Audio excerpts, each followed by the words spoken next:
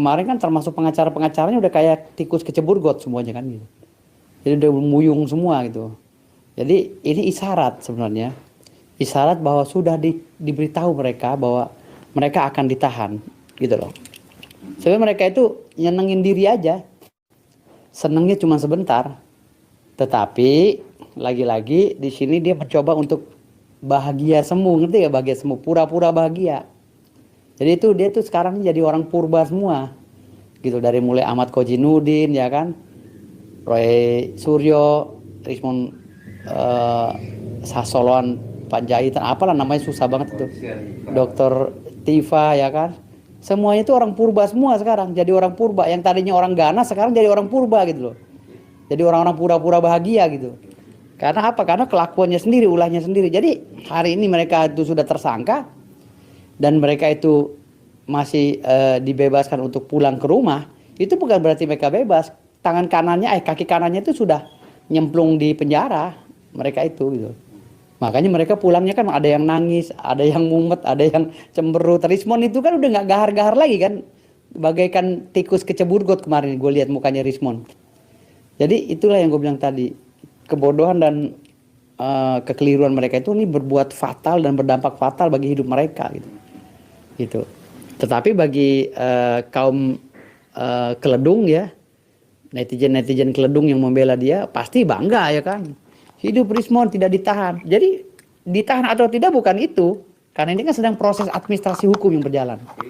Jadi mau ditahan mau enggak penentuannya nanti di pengadilan. Kan gitu. Sekarang ini kan mereka tidak ditahan kan karena adanya penangguhan penahanan yang diajukan oleh pihak mereka. Misalnya gitu. Ada yang menjamin, misalnya kan dari pengacaranya, saya lah yang menjamin. Atau ada tokoh nasional atau punawirawan yang biasa dengan mereka mungkin yang menjamin. Saya menjamin mereka tidak akan lari. Jadi itu sah-sah saja di dalam KUHAP kan gitu. Di dalam pasal 31 dan pasal 21 KUHAP itu dinyatakan ya di pasal 21-nya ya terutama polisi kalau mereka kurang meyakini ya dengan adanya penersangkaan tersebut dan untuk mendapatkan bukti-bukti baru polisi melepaskan tersangka tersebut dan tidak ditahan. Kalau kurang meyakini ya, jadi mereka menggali lagi, mencari data yang baru lagi untuk membantah dalil-dalil hukum daripada mereka. Dan di pasal 31-nya, mereka boleh saja tidak ditahan, tapi dengan pernyataan dan perjanjian. Gue yakin itu di dalam Polda kemarin mereka udah bikin pernyataan tuh. Satu, pernyataan menurut KUHAP. Tidak boleh keluar kota. Dua, tidak boleh keluar negeri. Tiga, tidak boleh menghilangkan barang bukti atau alat bukti. 4. Tidak boleh merusak alat bukti dan barang bukti.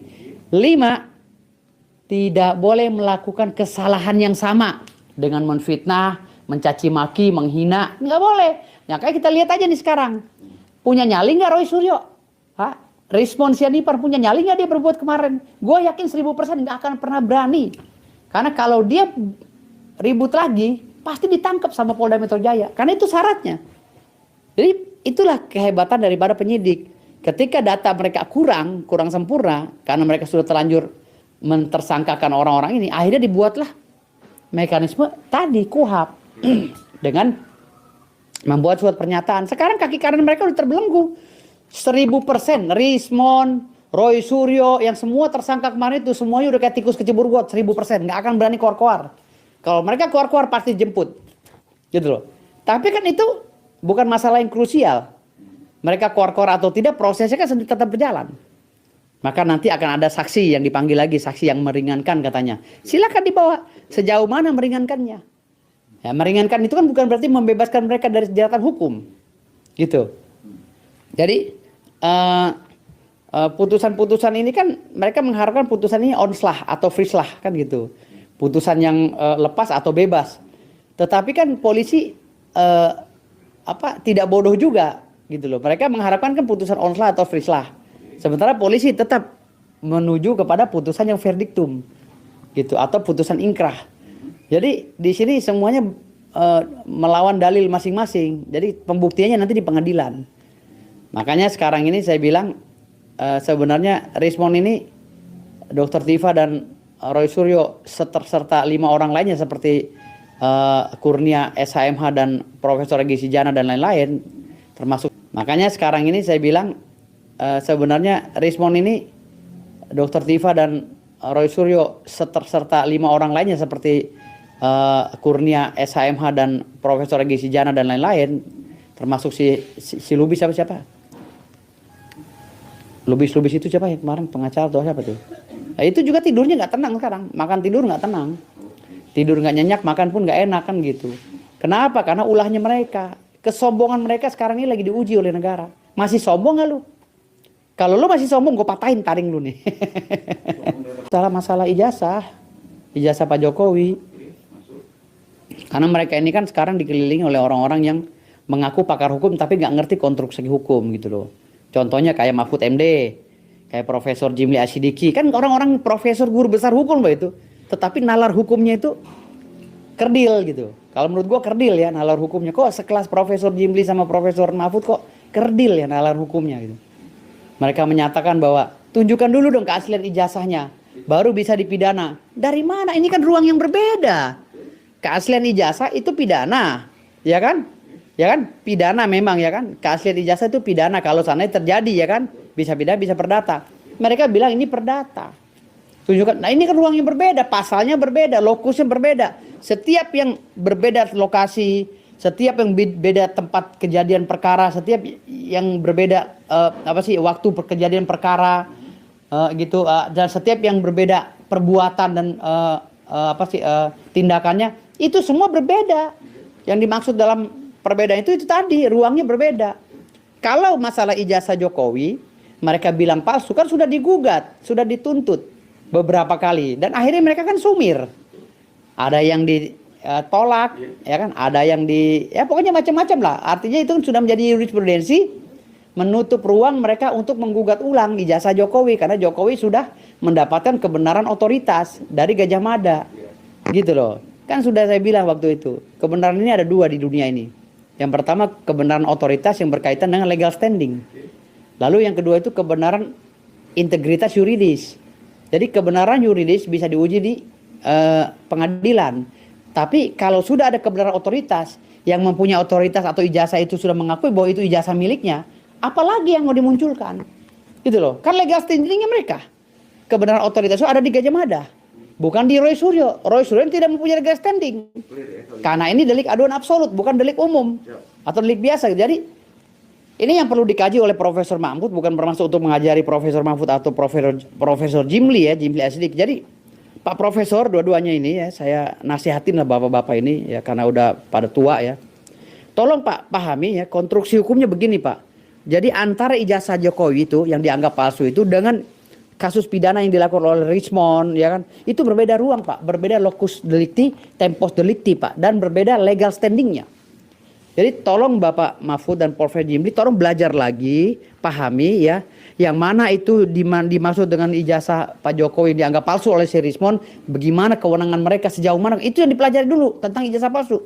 Tetapi ini kan kasus yang berbeda Pak, kasus yang berbeda karena pelecehan yang dilakukan oleh mereka ya, pengeditan yang dilakukan oleh si Roy Suryo CS, makanya Jokowi melaporkan dia dengan Undang-Undang ITE nomor 1 tahun 2004. Ada pasal 32, ada pasal 35, ada pasal 51 yang ancaman hukumannya kalau diakumulatif bisa 10 tahun ke atas penjaranya dan dendanya belasan miliar. Jadi sekarang ini Profesor Mahfud ini coba fokuslah sama Profesor Jimli ini, coba fokus itu membenahi Polri, jangan ikut-ikut campur kayak emak-emak lagi arisan ikut nimbrung ngerujak, jangan dulu. Bapak-bapak ini berdua udahlah fokus tuh, Polri lagi berantakan tuh Bapak tuh. Pak Prabowo lagi butuh tenaga Bapak. Jadi nggak usah ikut masuk statement karena statement Bapak berdua ini mewakili undang-undang dan turunannya. Kalau Bapak sebagai pejabat publik ikut intervensi dalam proses penyidikan ini, berarti Bapak nggak fair. Sama saja Bapak menghancurkan Polri itu sendiri. Katanya Pak Mahfud dan Profesor Jimli ini adalah anggota Komite Reformasi Polri atau Ketua Reformasi Polri. Ya jadilah ornamen Polri yang memang benar-benar profesional. Jangan sampai Bapak itu terkesan mau membersihkan Polri pakai lap kotor. Bapak sendiri kotor semua dua-duanya. Gitu loh, bawa lap kotor mau bersihkan Polri, Bapak sendiri aja nggak ngerti konstruksi hukum gitu loh. Jadi ini nasihat saya untuk Profesor Jimli Asyidiki dan Profesor Mahfud ya. Jangan merasa dirinya udah profesor lalu semena-mena mempermainkan hukum tata negara ya. Jadi ajari kami yang baru belajar hukum ini Pak, biar kami juga respect dengan bapak-bapak semuanya sebagai orang tua kami gitu. Menarik Bang, Abang analisanya juga itu dari Praduga Satu Lencumana. Masuk kata ijazah itu clear karena UGM sudah menyatakan itu asli. Yang dilaporkan Lencumana itu ada 2 pasal yang kena dalam pasal yang 6 tahun sampai 12 tahun itu kegaduhan atau apalah di situ. Itu Bang yang Abang baca dalam perkara kasus ini. Kan gini, kita bedakan dulu antara hukum pidana dan hukum tata negara. Bedakan dulu nih. Kalau kita berbicara masalah konstruksi hukum tata negara itu berkaitan dengan Undang-Undang Dasar 45 dan turunannya dari garis besar haluan negara. Kan gitu. Ceritanya Pak Jokowi ini kan adalah pejabat negara yang berkaitan dengan hukum tata negara.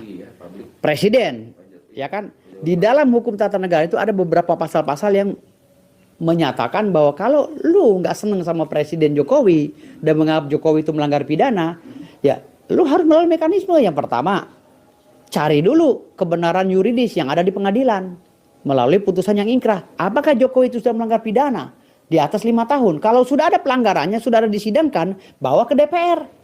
Oleh DPR ini mekanismenya ya, oleh DPR itu nanti akan dirapat di situ, ya kan? Kalau seandainya Jokowi benar, ya dianggap ini melanggar kesusilaan atau melanggar pidana berat, dia dibawa ke Mahkamah Konstitusi untuk di MPR dulu, MPR lalu disahkan di Mahkamah Konstitusi untuk dimakjulkan.